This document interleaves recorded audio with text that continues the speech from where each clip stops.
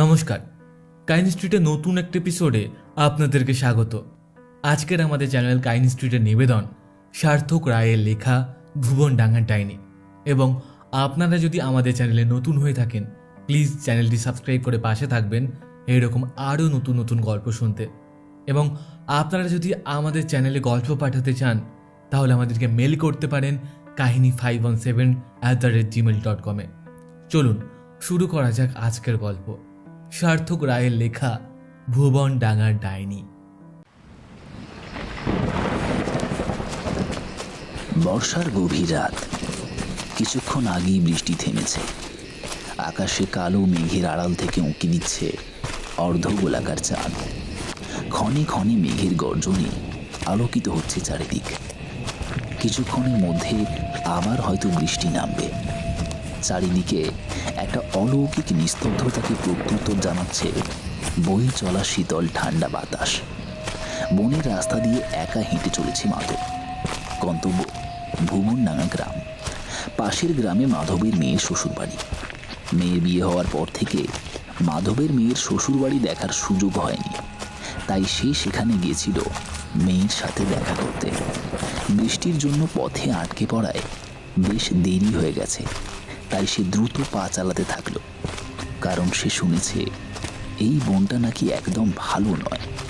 এই গভীর রাতে বনের পথ দিয়ে সে একা হেঁটে চলছে, যেখানে ক্ষণে ক্ষণে শোনা যায় মৃত্যুর পদধ্বনি।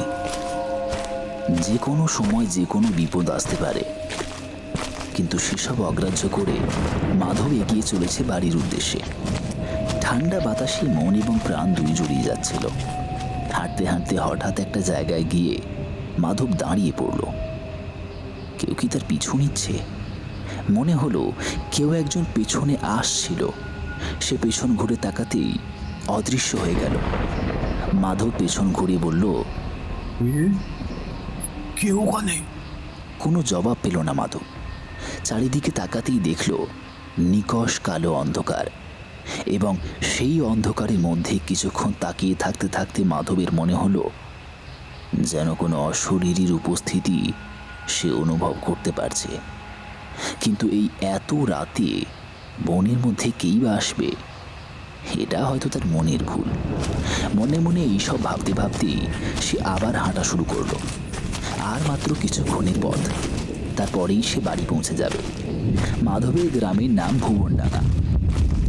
পাহাড়ের নিচে গড়ে ওঠা এই সুন্দর গ্রামটার পাশ দিয়ে বয়ে গেছে তিসি নদী। সবুজ ভরা মাঠের দুপ্রান্তে তাকালে শুধু দেখা যায় দিগন্তে পাহাড়ের গায়ে আড়াল হওয়া সূর্যের দিনের শেষ আলো। গরুর গাড়ির হালকা দুলুনি চালে চলা এবং নদীতে মাঝি ভাইদের নৌকা যেন গ্রামটাকে অন্য মাত্রা দান করেছে। কিন্তু সেসব এখন অতীত।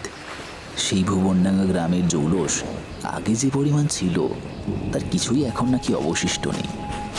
পাহাড়ের নিম্নপ্রান্তে অবস্থিত এই সুন্দর গ্রামটায় যে কজন মানুষ এখনও বেঁচে রয়েছেন তারা বলেন এর জন্য নাকি দায়ী অশ্বত্থ গাছের ওই ডাইনি।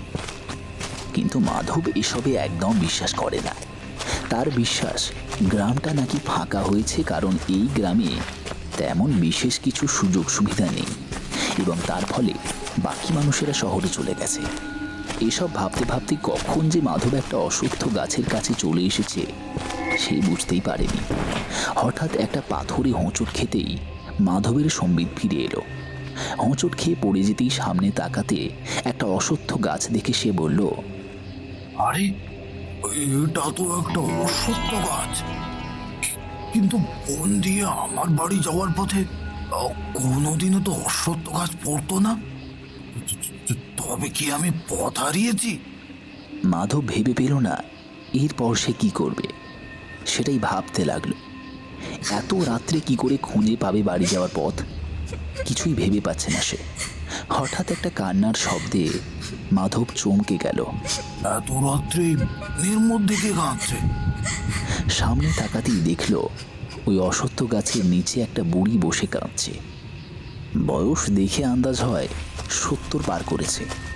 মাধব গাছটার দিকে এগিয়ে গেল। গাছের নিচে যেতেই সে ওই বুড়িকে প্রশ্ন করল, ও বুড়ি, এই এত রাত্রে গাছের নিচে বসে কাঁদছো কেন? বুড়ি নিজের কান্না থামালো। প্রথমে কিছু উত্তর দিল না। মাধব আবার একই কথা বলাতে সে গম্ভীরভাবে বলে উঠল,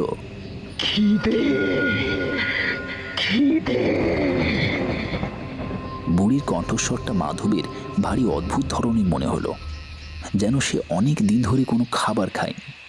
তা বলে এত রাত্রে তুমি বনের মধ্যেই অশ্বত্থ গাছের নিচে বসে কাঁদছো? তুমি কি জানো না এই গাছের নিচে সন্ধ্যার পর থাকা ভালো না? শুনেছি এই গাছে নাকি ডাইনির বাস। মাধবের কথাটা শুনে বুড়ির ঠোঁটের কোণে হালকা হাসির রেখা ফুটে উঠল।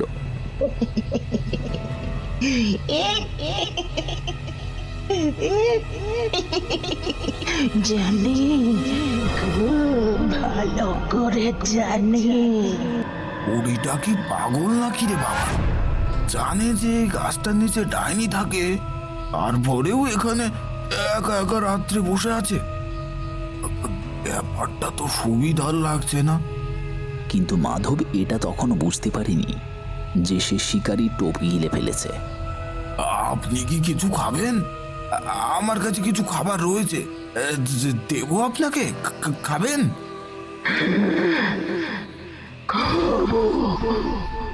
রক্ত, রক্ত, মানুষের কাঁচা রক্ত খাবো। এই কথাটা শোনার জন্য মাধব একদমই প্রস্তুত ছিল না। ভয়ার্ত কণ্ঠে সে বলল, মানে আপনি কে? একটু আগে যার কথা বলছিলিস ভুলে গেলে? অসুস্থ গাছের ডাইনি।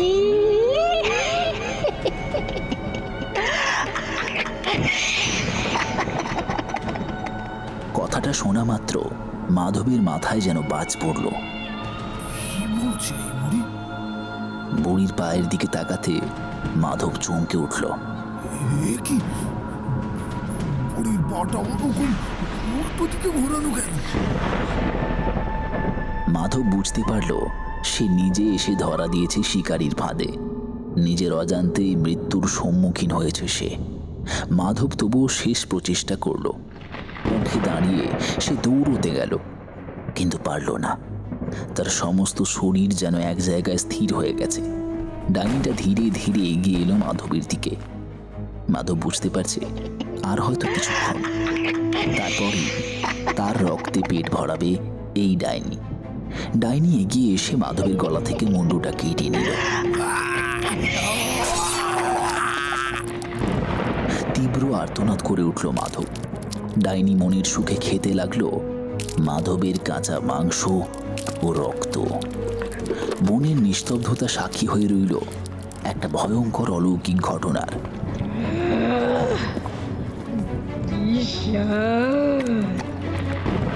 অনেক দিন পর মানুষের রক্ত খেলাম।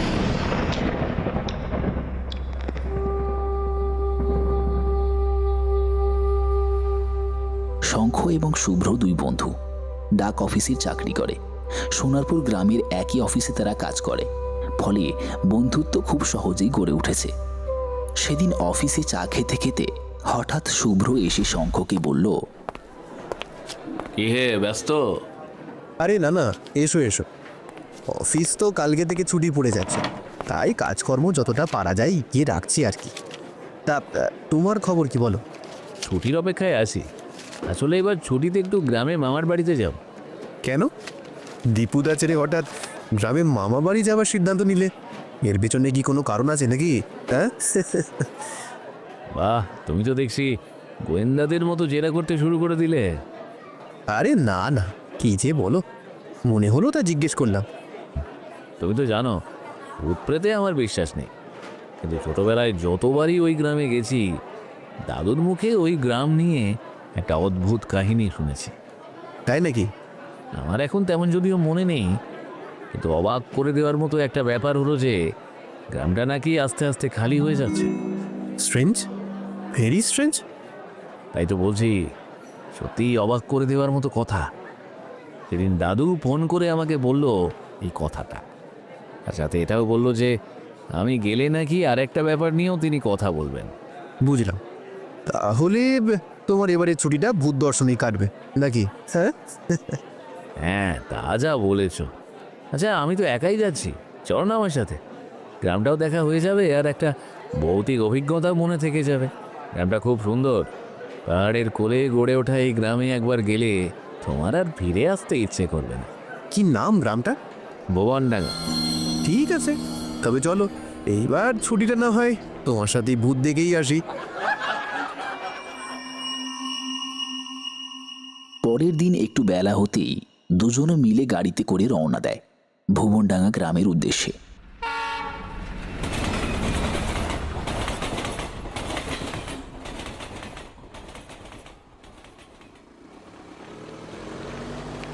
দীর্ঘ 5-6 ঘন্টা গাড়ি চালার পর জানালার কাঁচ নামিয়ে বাইরের দৃশ্য দেখতে দেখতে শঙ্খ শুভ্রকে বলল, আমাদের পৌঁছাতে পৌঁছাতে কি বিকেল হয়ে যাবে?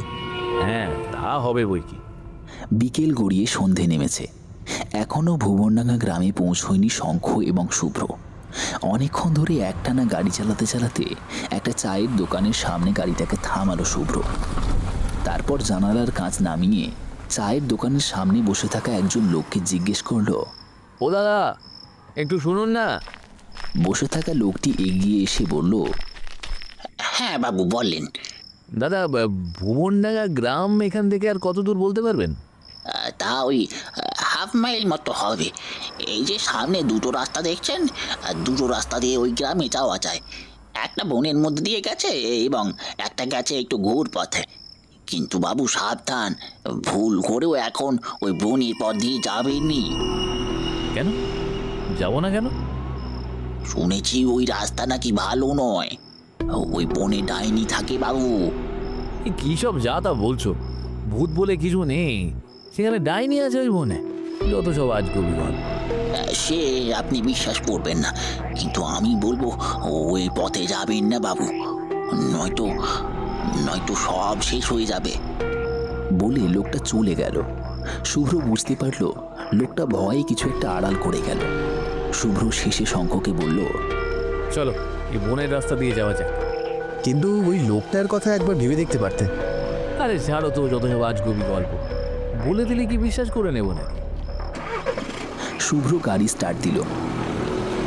রাত ক্রমশ বাড়ছে নিজের আপন খেয়ালে। ঘড়িতে জানান দিচ্ছে তখন বাজে 7:30। বনের মধ্যে দিয়ে যেতে যেতে হঠাৎ গাড়িটা এক জায়গায় এসে থেমে গেল। শুভ্র কিছু বুঝতে পারল না, চারিদিক নিস্তব্ধ। সে অবাক হয়ে বলল, ব্যাপারটা কি হলো? এই কদিন আগে তো সার্ভিসিং করিয়ে নিয়ে এলাম, আবার খারাপ হয়ে গেল এর মধ্যে। একবার নেমে দেখবো? দেখো, তাছাড়া তো আর কোনো উপায় দেখছি না। গাড়ি থেকে নামলো শুভ্র। গাড়ির ডিক্কি খুলে সমস্ত কিছু চেক করলো, কিন্তু কোনো সমস্যা খুঁজে পেল না। কিছুক্ষণ দেখার পর অবশেষে শঙ্খকে বলল, ঠেলতে হবে মনে হচ্ছে পেছন থেকে। শঙ্খ সম্মতি জানালো। গাড়ির পেছনে গিয়ে সামনের দিকে তাকাতেই শুভ্র দেখল একটা অশ্বত্থ গাছ। তার মনে পড়ে গেল সেই চায়ের দোকানের বলা লোকটার কথা। নিজের মনকে বুঝিয়ে সে গাড়ি ঠেলবার জন্য এগোতে যাবে, ঠিক তখনই শুভ্র গাড়ির হেডলাইটের আলোয় দেখল যে গাড়ির সামনে ওই গাছটার নিচে সাদা শাড়ি পরা একটা বুড়ি বসে আছে। বুড়িটাকে দেখে শুভ্র অবাক হয়ে গেল। এ কি, এই বুড়িটা রাতে বনের মধ্যে কি করছে? এরকম প্রশ্ন তার মনের মধ্যে আসতে থাকলো। তারপর কয়েকবার শঙ্খ, শঙ্খ, কিন্তু কোনো শব্দ পেল না। গাড়ির কাছে গিয়ে দেখল ড্রাইভারের পাশের সিটটা ফাঁকা। শুভ্র নিজের মনে বলল, শঙ্খ কোথায় গেল? ও তো গাড়ির ভেতরেই বসেছিল। গাড়ির সামনের দিকে তাকাতেই চমকে উঠল শুভ্র। গাছের নিচে একটু আগে যে বুড়িটাকে বসে থাকতে দেখেছিল সেখানে কেউ নেই। বুড়িটা কোথায় উধাও হয়ে গেল? একটু আগেই তো সামনে ছিল। তাহলে কি ওই লোকটা ঠিক বলছিল? শুভ্রর মাথায় কিছু আসছে না। গাড়ির সামনের কাঁচের উপর হাত পড়তেই কি একটা তরল পদার্থ স্পর্শ হলো বলে মনে হলো শুভ্রর। হাতটা চোখের সামনে আনতেই শুভ্র যা দেখল তাতে তার মেরুদণ্ড থেকে যেন শীতল বরফের স্রোত নেমে গেল। এই যে রক্ত! লাল রক্তে ভিজে গেছে শুভ্রর সমগ্র হাত। সে গাড়ির কাঁচের দিকে তাকাতেই চমকে উঠল। রক্ত দিয়ে সেখানে লেখা, খিদে, খিদে, রক্তের খিদে। কে লিখলো এটা? বলে শুভ্র চিৎকার করে উঠল, কিন্তু কোনো উত্তর পেল না। চারিদিকে কেবল নিস্তব্ধতা। ঝিঝি পোকারাও যেন কোনো এক অজানা কারণে তাদের উপস্থিতি জানান দিচ্ছে না।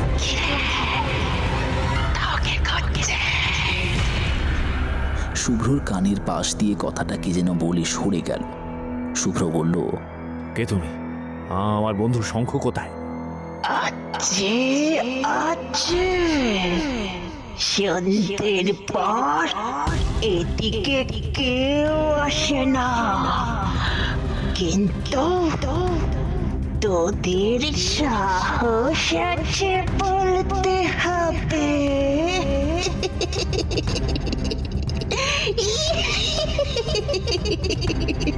ছুটে এসে শুভ্র গাড়ির ভেতর ঢুকে গিয়েই যা দেখল, তাতে তার শরীরের যেন সরীসৃপ খেলে গেল। ড্রাইভারের জায়গায় বসে আছে সেই বুড়িটা, কোলের ওপর একটা মানুষের মৃতদেহ। মরা মানুষটার বুকের কাঁচা মাংস খুবলে খেয়ে যাচ্ছে ডাইনিটা। ডাইনির মুখের কষ বেয়ে অঝরে লাল রক্ত ঝরে পড়ছে। শুভ্রর দিকে তাকিয়ে ডাইনিটা বলল, কিরে কবি, আয় আয়, খুব ভালো খেতে। সে কি বিভৎস দৃশ্য! মানুষটার মাথা শরীর থেকে আলাদা। শুভ্র এই দৃশ্য দেখার পর নিজেকে সামলে রাখতে পারল না, অজ্ঞান হয়ে পড়ল।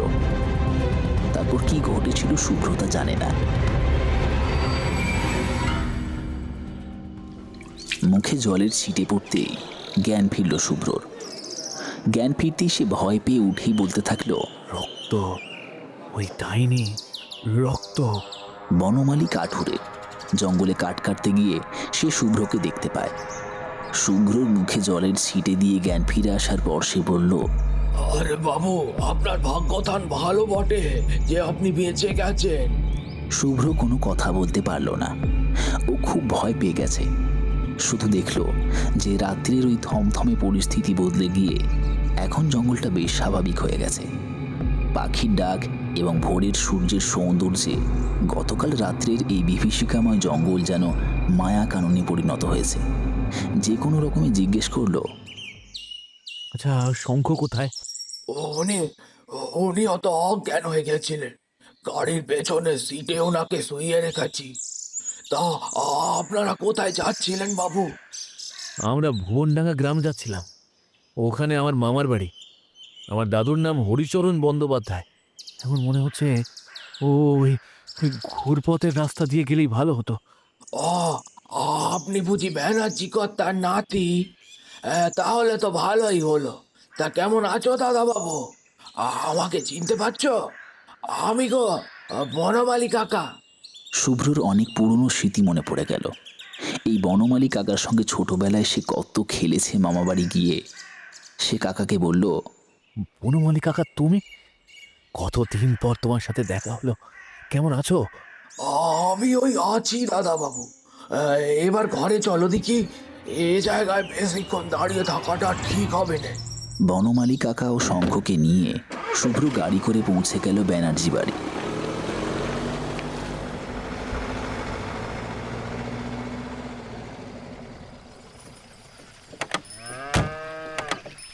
বাড়িতে গাড়ি প্রবেশ করতেই বাড়ির সমস্ত লোকের সাথে শুভ্রর দাদুও বেরিয়ে এলেন। কিন্তু দাদুর এখন চলাফেরার একমাত্র ভরসা হলো হুইল চেয়ার। শুভ্রকে দেখা মাত্র দাদু বললেন, দাদু ভাই, তোমাদের তো গতকালকে আসার কথা ছিল, তাহলে তোমার এতটা দেরি হলো কেন? শুভ্র বলার আগেই বনমালী বলল, আরে কর্তা, দাদা বাবু আর ওর বন্ধু তো কাল ডাইনির খপ্পরে পড়েছিল। কথাটা শোনা মাত্র শুভ্র দেখল দাদুর মুখটা কেমন যেন শুকিয়ে গেল। তাই উনি শুভ্রকে বললেন, তোমাদের খুব ভাগ্য ভালো যে তোমরা প্রাণে বেঁচে গেছো। ঈশ্বরের অশেষ কৃপা। আচ্ছা, কেন গেছিলে তুমি ওই পথ দিয়ে? দাদু, আমি এসবে বিশ্বাস করতাম না, কিন্তু কালকে যা ঘটলো এখনো ভাবলেই আমার হাত পা ঠান্ডা হয়ে আসছে। আচ্ছা, তোমার কবে থেকে আবার হুইল চেয়ার হলো? বেশ অনেক দিন হলো। এখন হাঁটাচলা বলতে এটা নিয়েই করি। বেশ ছাড়ো, আর ভেবে কাজ নেই। তোমরা দুজন অনেকটা ধকল করে এসেছো এবং কালকে রাত্রে একটুও ঘুম হয়নি, তাই বিশ্রাম নাও। রাত্রে তোমাদের সাথে বরঞ্চ কথা বলা যাবে।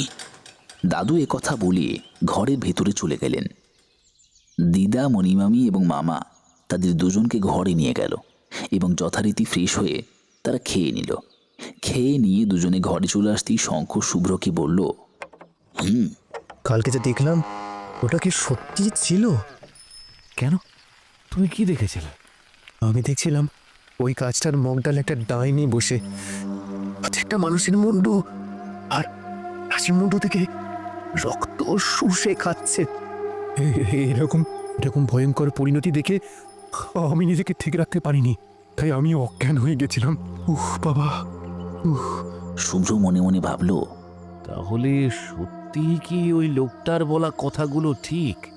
এই গ্রামের সব মানুষ কি তাহলে ওই ডাইনিটার জন্য উধাও হয়ে যাচ্ছে? কিন্তু সেটাও বা কি করে সম্ভব?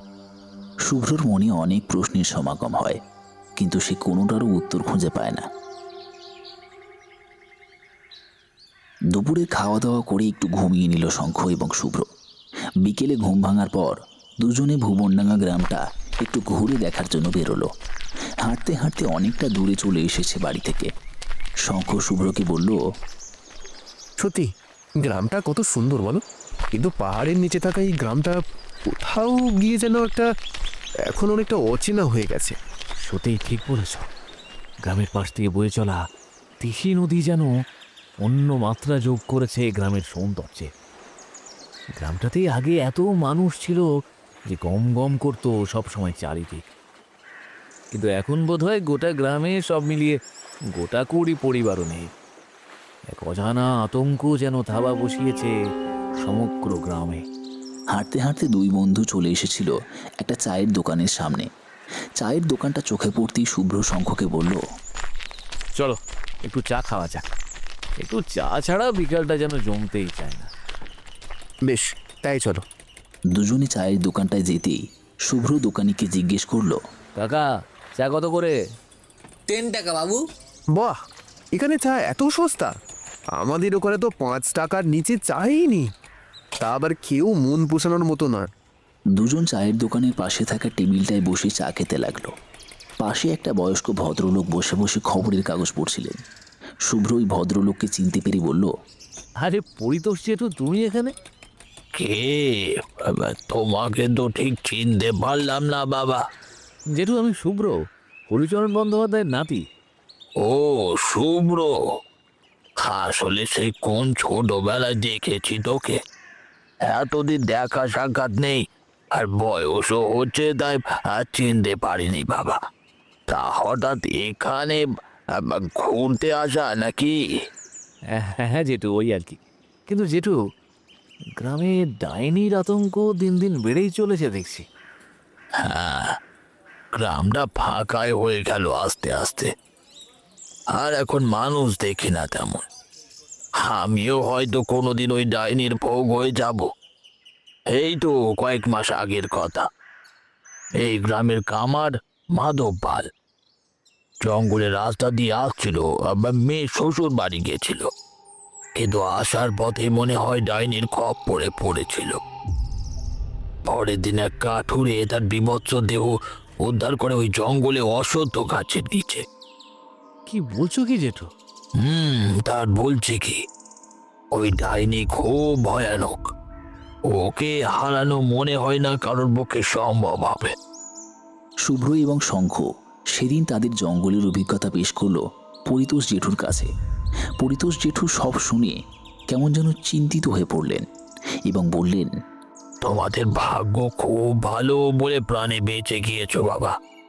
ওই ডাইনি কাউকে হাতের নাগালে পেলে ছাড়ে না, কাউকে না, আর তার ফল হয় মৃত্যু। একটু থেমে শুভ্র পরিতোষ জেঠুকে জিজ্ঞেস করলো, আচ্ছা জেঠু, ওই মাধব পালের বাড়িটা কোন দিকে? ও এই যে এই রাস্তাটা দেখছো, এইটা দিয়ে সোজা চলে যাও। তারপর ডান দিকে ঘুরলেই মাধবের বাড়ি।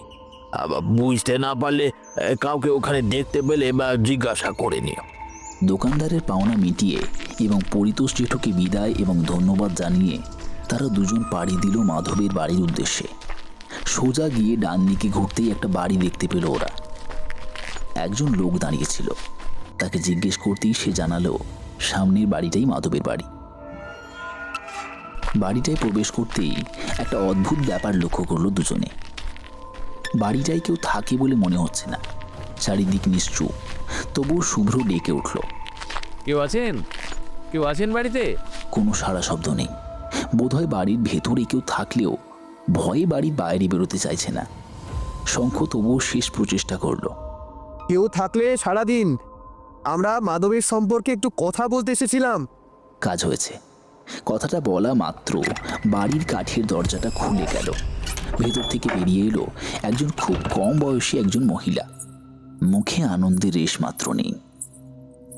শরীর ভেঙে পড়েছে, চোখগুলো একটা অজানা আতঙ্কে যেন সব সময় ভয় পেয়ে রয়েছে। মহিলাটা শঙ্খ এবং শুভ্রকে দেখা মাত্র জিজ্ঞেস করলো, আপনারা? আমাদের আপনি চিনবেন না, আমরা এই গ্রামে ঘুরতে এসেছি কিছুদিনের জন্য। শুনলাম আপনার স্বামী নাকি ডাইনির হাতে অপঘাতে মারা গেছে। কথাটা শোনা মাত্র মাধবের স্ত্রী বলল, ভেতরে আসুন, বলছি। শঙ্খ এবং শুভ্র ঘরের ভেতরে ঢুকলো। ঘরের ভেতরে তেমন বিশেষ কিছু নেই। একটা খাট, কাঠের টেবিল, দেওয়ালে একটা জামা কাপড় রাখবার জায়গা ও একটি হ্যারিকেন ঝুলছে। একদিকে রান্নাঘর। মহিলাটি শঙ্খ এবং শুভ্রর দিকে দুটি চেয়ার বাড়িয়ে দিল। বসো তোমরা। আমার নাম নীলিমা। আপনারা যার কথা বলছেন উনি আমার স্বামী। সব শেষ করে দিয়েছে ওই শয়তানি ডাইনিটা। আমার স্বামীকে কেড়ে নিয়েছে আমার থেকে। আমি ওর কি ক্ষতি করেছিলাম বলতে পারেন? ভেঙে পড়বেন না, বুঝতে পারছি আপনার অবস্থাটা। আচ্ছা, আপনার স্বামী মারা যাওয়ার পর গ্রামে আর কেউ কি একই রকমভাবে মারা গেছে? না, আর তেমন কিছু তো শুনিনি। দেওয়ালের দিকে থাকা একটা ছবির দিকে চোখ পড়তেই শঙ্খ চমকে উঠল। ওই দিকে একবার তাকিয়ে দেখো। শুভ্র উপরে তাকাতেই ওর মাথায় যেন বাজ পড়ল। হে কি, এটা তো সেই লোকটা যাকে সেদিন বিভৎস অবস্থায় গাড়িতে দেখেছিলাম। দুজনে এক দৃষ্টে তাকিয়ে থাকায় নীলিমা বলে উঠল, উনি আমার স্বামী। কিন্তু আপনারা এমনভাবে ওই ছবিটার দিকে তাকিয়ে আছেন কেন? শুভ্র সম্বিত ফিরে পেতেই বলল, ও কিছু নাই বাবা, আজ তাহলে আমরা আসি, আবার প্রয়োজন পড়লে আসবো। নীলিমা আর কিছু বলল না। ওদেরকে নমস্কার জানিয়ে দরজা বন্ধ করে দিল। মাধবের বাড়ি থেকে বেরিয়ে শঙ্খ এবং শুভ্র বাড়ির রাস্তা ধরল। রাস্তায় হাঁটতে হাঁটতেই শঙ্খ শুভ্রকে বলল, তাহলে এটা জানা গেল যে সেদিন ওটা মাধবের মরদেহ ছিল। ঠিক। তবে এটা নিশ্চিত হওয়ার জন্য আমি গেছিলাম। যাক, নিশ্চিত হওয়া গেল তাহলে। ইতিমধ্যে সন্ধে নেমে গেছে। এমনিতেই গ্রামটায় জনমানব নেই, তাই রাস্তাঘাটে কাউকে চোখে পড়ল না শঙ্খ এবং শুভ্র। তারা দ্রুত পা চালিয়ে বাড়ি ফিরে এলো। বাড়ি ফিরতেই শঙ্খ দেখল মণিমামি সন্ধে দিচ্ছে। তারা দুজন ঘরে ঢুকতেই মণিমামি তুলসীতলায় প্রণাম করে বলল, সেই কখন বেরিয়েছিস তোরা? ঠাকুরকে মনে মনে তখন থেকে ডেকেই যাচ্ছি, না জানি আবার কোনো বিপদে পড়েছিস কিনা। এখানে সন্ধ্যের পর কেউ বাড়ির বাইরে বেরোয় না। আর তোরা দেখ, সত্যি কবে যে তোদের হুঁশ ফিরবে ভগবানই জানেন। বাড়ির সবাইকে কোনো মতে বুঝিয়ে দুজন এই যাত্রায় রক্ষা পেল। রাত্রিবেলা খাবার খেয়ে শঙ্খ এবং শুভ্র দাদুর ঘরের সামনে গিয়ে বলল, আসবো দাদু? হ্যাঁ, এসো। শঙ্খ এবং শুভ্র দুজনে ঘরে ঢুকলো। সামনে রাখা দুটো চেয়ার নিয়ে দুই বন্ধু বসলো। শুভ্র দাদুকে বলল, কি বলবে বলছিলে দাদু? শোনো তাহলে, এই ডাইনি মাধবকে কিভাবে হত্যা করেছিল তা বোধহয় ইতিমধ্যে জেনে গেছো। শঙ্খ অবাক হয়ে বলল, হ্যাঁ, কিন্তু তা আপনি জানলেন কি করে? তোমরা বিকেলে বেরিয়েছিলে একটু সামনেটা ঘুরতে। মাধবের মৃত্যুটা এখনো গ্রামে যারা রয়েছে ভুলতে পারিনি, তাই আন্দাজ করা খুব একটা কঠিন নয়। শঙ্খ এবং শুভ্র দাদুর বিচক্ষণতা দেখে খুব খুশি হলো এবং বলল, আচ্ছা দাদু, তুমি কি বলতে পারো এই ডাইনির রহস্যটা আসলে কি? কি করে আবির্ভাব ঘটলো এই ডাইনি, আর কি বা চায় সে? তোমাদের এই ডাইনির কিভাবে আবির্ভাব হলো সেই ঘটনাই বলবো। আজ থেকে অনেক বছর আগের কথা। তখন আমার সবে বিয়ে হয়েছে। এই গ্রামে তখনও বিদ্যুৎ আসেনি। রাস্তায় রাস্তায় ছিল ল্যাম্প পোস্ট। কাঁচা রাস্তায় গরুর গাড়ি এবং সাইকেল ছিল যাতায়াতের প্রধান মাধ্যম। ভুবনডাঙ্গা গ্রামের শেষ প্রান্তে বাস করত একটা ব্রাহ্মণ পরিবার। পরিবারে মানুষ বলতে নবীন এবং নবীনের মা। সেবার নবীনের বিয়ে ঠিক হলো এই গ্রামে ঠিক 4 মাইল দূরের গ্রামে। সেই সময় নতুন বউদের পালকি করে নিয়ে আসার প্রথা ছিল। নবীনের বউকেও পালকি করে নিয়ে আসা হয়। আসার সময় বিশ্রাম নেওয়ার জন্য একটা জঙ্গলের ভেতরে ফাঁকা জায়গায় নামানো হলো পালকিটা। কিন্তু সেখানে ছিল একটা অশ্বত্থ গাছ। অশ্বত্থ গাছে বাস করত একটা ডাইনি। কিছুক্ষণ বিশ্রাম নেওয়ার পর পালকি সমেত নতুন বউকে নিয়ে বাড়ি ফিরল নবীন। কিন্তু কেউ বুঝতেও পারল না সবার অজান্তে নতুন বউয়ের মধ্যে বাসা বাঁধল একটা ডাইনি। বাড়ি পৌঁছে প্রথম কদিন বেশ ভালো মতন কাটলো বটে। কিন্তু কিছুদিন পর সন্ধেবেলায় নবীনের মা সন্ধে প্রদীপ দিয়ে রান্নাঘরের দিকে যেতেই জানালা দিয়ে যা দেখলো তা দেখলে হয়তো সাধারণ মানুষ অজ্ঞান হয়ে পড়বে। রান্নাঘরের ভেতরে নতুন বউ উনুনের ভেতরে পা ঢুকিয়ে আগুন জ্বালিয়ে ভাত চড়িয়েছে। এই লম্বা লম্বা হাত বাড়িয়ে মশলার কৌটোগুলো নিয়ে আসছে নিজের কাছে। নবীনের মা এই দৃশ্য দেখে ওরে বাবারে বলে চিৎকার করে অজ্ঞান হয়ে গেল। ছেলে বাড়িতেই ছিল। মায়ের চিৎকার শুনতেই তাড়াতাড়ি ছুটে আসে নবীন। চোখে মুখে জল দেওয়ার পর মায়ের জ্ঞান ফিরতেই, মা, মা কি হয়েছে তোমার? মা, তুমি অজ্ঞান হয়ে গেলে কি করে? মা, মা তোমার কি হয়েছে? বাবা, মা, তোর বউ কোনো সাধারণ মেয়ে মানুষ হতে পারে না। ও একটা ডাইনি। কি বলছো মা? নবীনের মা সমস্ত ঘটনা নবীনকে বলে এবং নবীন তা শুনে অবাক হয়ে যায়। এরপর আস্তে আস্তে যারাই ওই ডাইনির আসল রূপের কথা জানতে পারে, সেই ডাইনি আস্তে আস্তে সবাইকে শেষ করে দেয়। কেউ বাঁচে না তার হাত থেকে।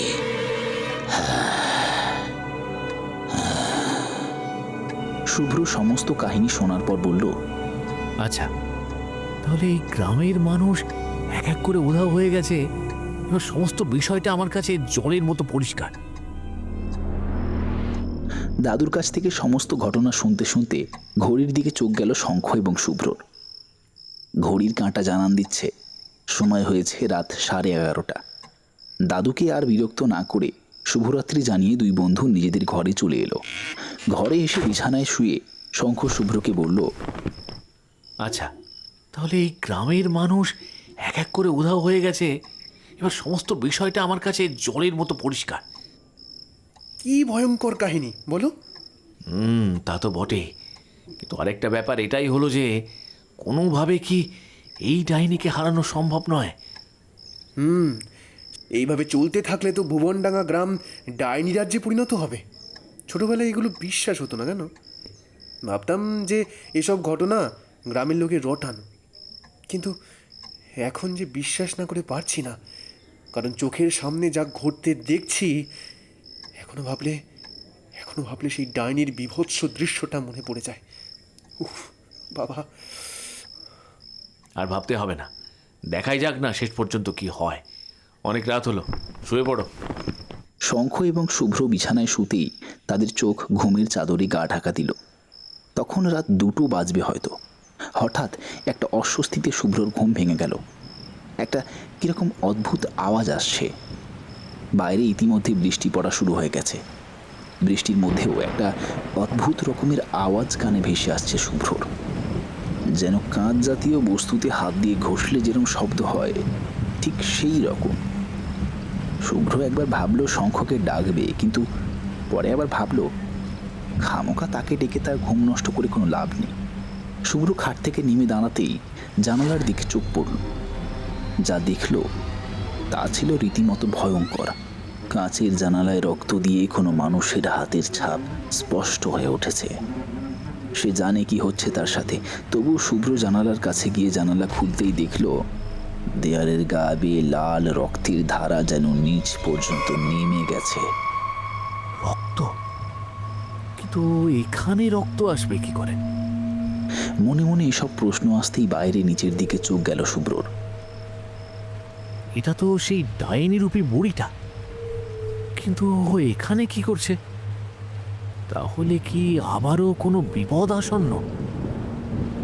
শুভ্র দেখল বুড়িটার চোখগুলো লাল রক্তাক্ত হয়ে উঠেছে, মুখে তৃপ্তির হাসি, যেন অনেক দিন পর আবার সে রক্তের স্বাদ পেয়েছে। শুভ্রর মাথাটা কেমন করে উঠল। চারিদিক সে আবছা দেখছে। হঠাৎ সে মাটির ওপর লুটিয়ে পড়ল। ব্যাস, তার আর কিছু মনে থাকলো না যে এরপর কি ঘটল। শুধু সে এটা বুঝতে পেরে জ্ঞান হারালো যে কিছু একটা তো ঘটছেই। বৃষ্টির সেই রাত সাক্ষী হয়ে রইল সবার অলক্ষ্যে ঘটে যাওয়া একটা ভয়ঙ্কর মৃত্যুর।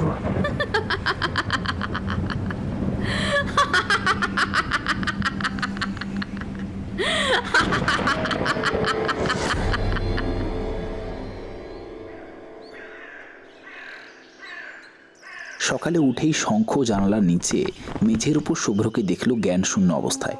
সে তাড়াতাড়ি খাটের পাশে থাকা টেবিল থেকে জল নিয়ে জলের ছিটে দিল শুভ্রর মুখে।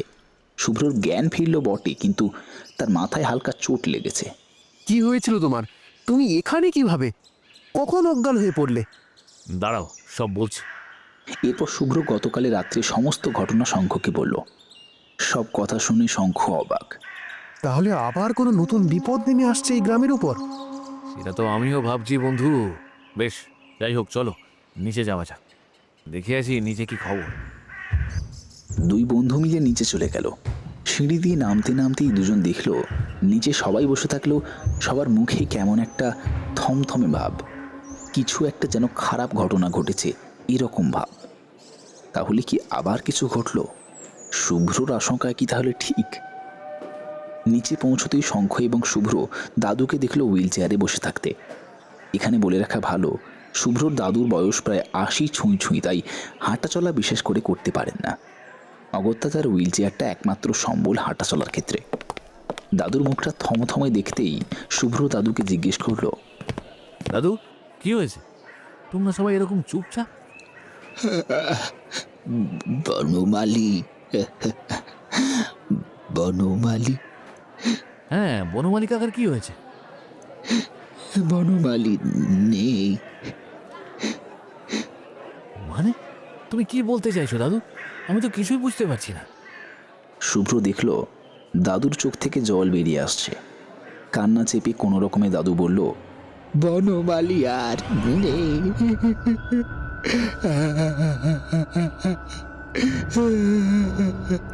এই কথাটা শোনা মাত্র শঙ্খ এবং শুভ্রর মাথায় যেন আকাশ ভেঙে পড়ল। শুভ্র বলল, কি বলছো কি দাদু? বনমালী কাকার বেঁচে নেই? কিন্তু কি করে? আমি তো কিছুই ভেবে পাচ্ছি না। শুভ্র কিছু একটা ঘটনা ঘটেছে আশা করেছিল, কিন্তু তার এবং ওর মামা বাড়ির সকলের এত কাছের এবং প্রিয় বনমালী যে ওই ডাইনির হাতে মৃত্যু লাভ করবে এটা কেউ আশা করতে পারেনি। শুভ্র এতক্ষণে বুঝতে পারল গতকালের রাত্রে কেন ওই ডাইনির মুখে রক্ত এবং জয় লাভের হাসি ছিল। আসলে ডাইনির মুখে বনমালী কাকারই রক্ত ছিল। এই বাড়ির দক্ষিণ কোণে যে ঘরটা রয়েছে সেখানে বনমালী কাকা থাকতো। দাদু বলল, বনমালীর মৃত্যুর কারণও ওর শরীরের কোনো এক অজানা কারণে রক্ত শূন্য হয়ে পড়া।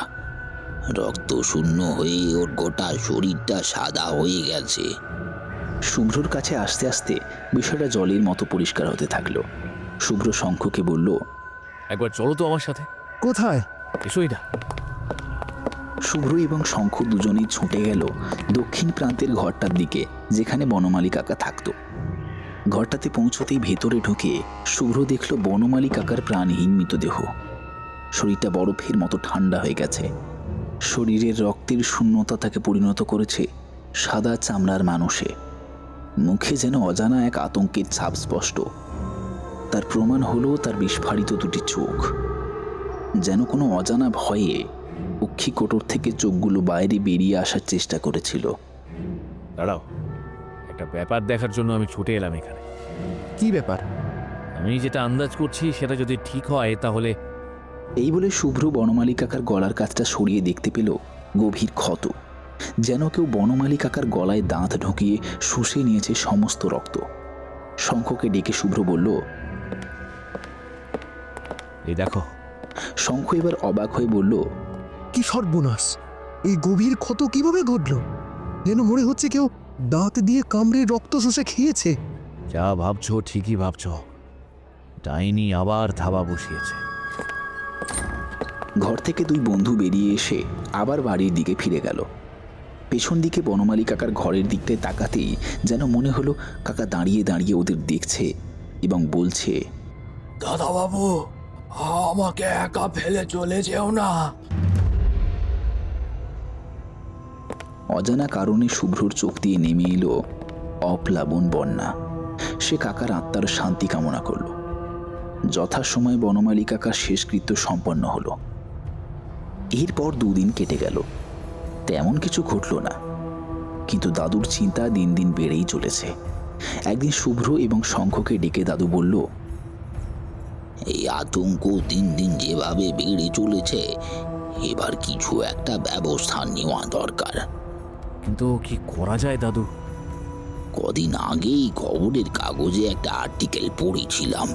ওই কলকাতার খুব ভালো একটা নাম করা গুণিন, কি যেন নাম, হ্যাঁ মনে পড়েছে, শশীকান্ত মুখার্জি।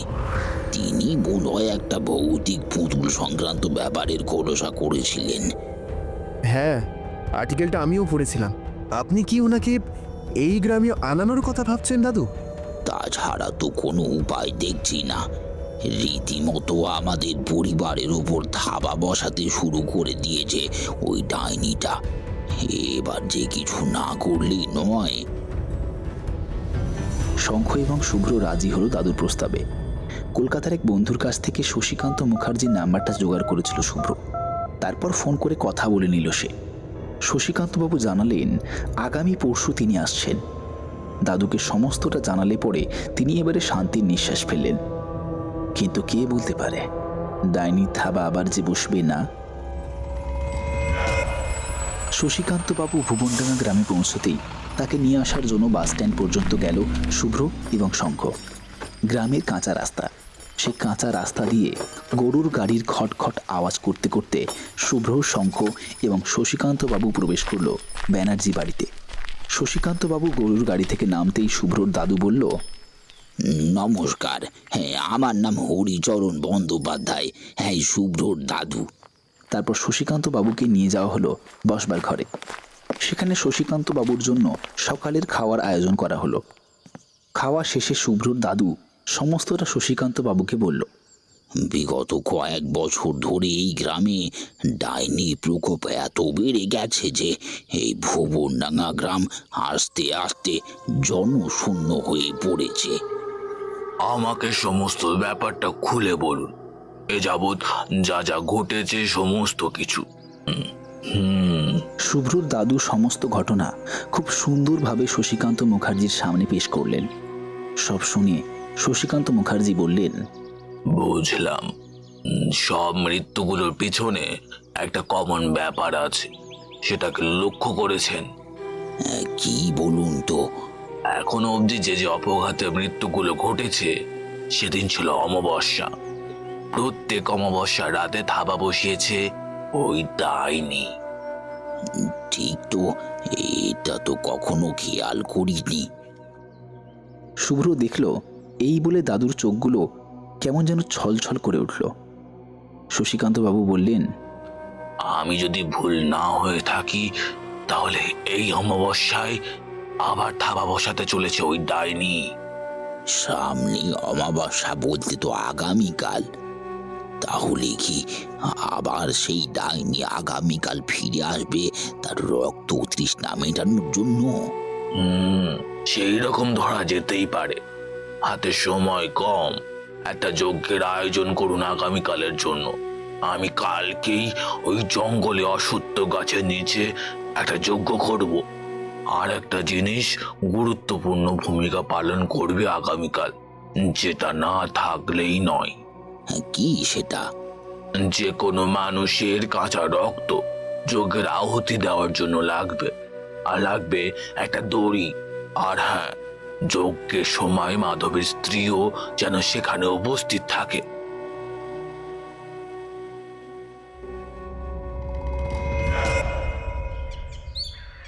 পরের দিন সকালে যজ্ঞের সমস্ত আয়োজন যথাসময়ে শুরু হলো। আজ অমাবস্যা। শুভ্র জানে না শেষ পর্যন্ত কি হতে চলেছে এই গ্রামে। সময় পেরিয়ে গেল আপন ছন্দে। ভুবনডাঙ্গা গ্রামে আস্তে আস্তে নেমে এলো অমাবস্যার কালো অন্ধকার। শশীকান্ত মুখার্জির সাথে সকলে জঙ্গলের উদ্দেশ্যে রওনা দিলেন। শুভ্র দাদু যাওয়ার জন্য প্রস্তুত হলেও তাকে নিয়ে যাওয়া হলো না, কোনো বিপদ হয় এই ভেবে। কিন্তু সেই দিন এটা কেউ বোঝেনি কত বড় তারা একটা ভুল করে ফেলল। জঙ্গলে সেই অশ্বত্থ গাছটার নিচে পৌঁছতেই গাটা কেমন যেন ছমছম করে উঠল শুভ্র সহ গোটা পরিবারের। গাছটা দেখে শুভ্রর এবং শঙ্খর মনে পড়ে গেল সেই রাতের সেই অভিজ্ঞতার কথা। শশীকান্ত মুখার্জি যজ্ঞের সূচনা করে দিলেন গাছ থেকে কিছুটা দূরে। যজ্ঞকুণ্ডে একপাশে রাখা হলো এক কুমণ্ডল ভর্তি মানুষের কাঁচা রক্ত। তারপর সবকিছু জোগাড় করে শুরু হলো মন্ত্রপাঠ। যজ্ঞকুণ্ডে নির্গত অগ্নি যেন চারিদিকের অন্ধকার মুছে দিচ্ছে। শুভ্র দিদাকে জড়িয়ে ধরে ভরসা দিল। কিছুক্ষণ পর ঘটল একটা ভয়ঙ্কর ঘটনা। চারিদিকে হঠাৎ যেন অন্ধকারের কড়াল ছায়া নেমে এলো। সবাই দেখল গাছ থেকে নেমে আসছে একটা বুড়ি। বুড়িটা আস্তে আস্তে যজ্ঞকুণ্ডের সামনে এসে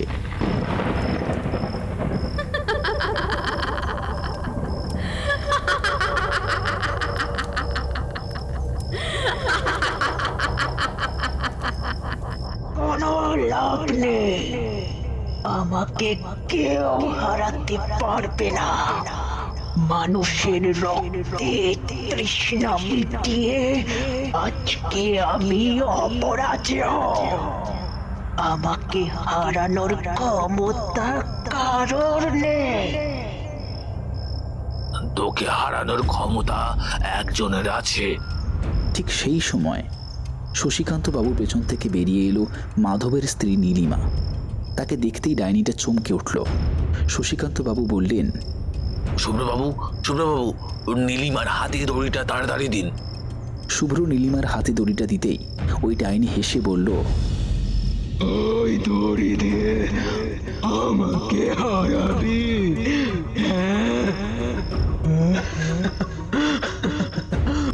শশীকান্ত বাবু ব্যাগ থেকে বের করলো একটা নর কঙ্কালের হাড়। তারপর পাশে রাখা কোমণ্ডল ভরা মানুষের কাঁচা রক্ত থেকে হাঁটি ডুবিয়ে চোখ বন্ধ করে শুরু করলো। ওম চিত্রূপিণী মহামায়োদ্ভুতি চ সমন্বিত তিষ্ঠ দেবী। ওম ওম ওম বম দিন তেচকুর্ণং ওম নং ত্রিং গচ্ছামি ওম মন্ত্রোচ্চারণের সাথে সাথে নীলিমার হাতে থাকা দড়িটা ছুঁড়ে দিল ডাইনিটার দিকে। ডাইনিটা চমকে উঠে এবং দেখে সে অদৃশ্য এক মন্ত্রের দ্বারা দড়ির বন্ধনে আবদ্ধ হয়ে পড়েছে। ডাইনিটা কিছুতেই নিজেকে ছাড়াতে পারছে না। এক টানা এরকম চলার পর ডাইনিটি আস্তে আস্তে শান্ত হয়ে গেল। শুভ্র এবং শঙ্খ ছাড়াও উপস্থিত সকলে শুভ শক্তির এই জয় হতে দেখে বেশ খুশি হয়ে গেল। তারপর শশীকান্ত তাড়াতাড়ি উঠে যজ্ঞের ভস্য হাতে নিয়েই ছুঁড়ে দিল সেই ডাইনিটার দিকে।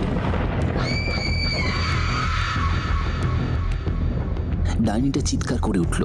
আস্তে আস্তে তার দেহ ছাই হয়ে মিলিয়ে যেতে থাকলো হাওয়াতে। আমি শেষ হলাম থেকে, কিন্তু শেষ হাসিটা আমি হাসিলাম।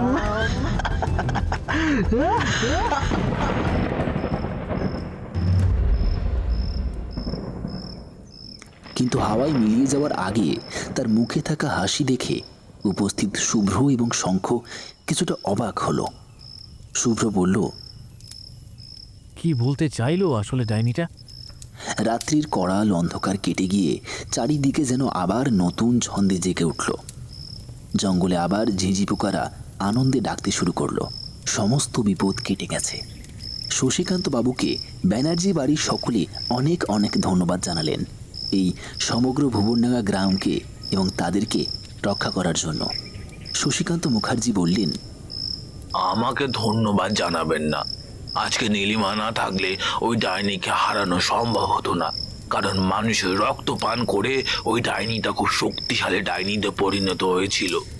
নীলিমাকে শুভ্রর বাড়ির সকলে জড়িয়ে ধরে ধন্যবাদ দিতে থাকলো, কিন্তু জয়ের আনন্দে কারোর মনে থাকলো না ডাইনির বলা শেষ কথাটা।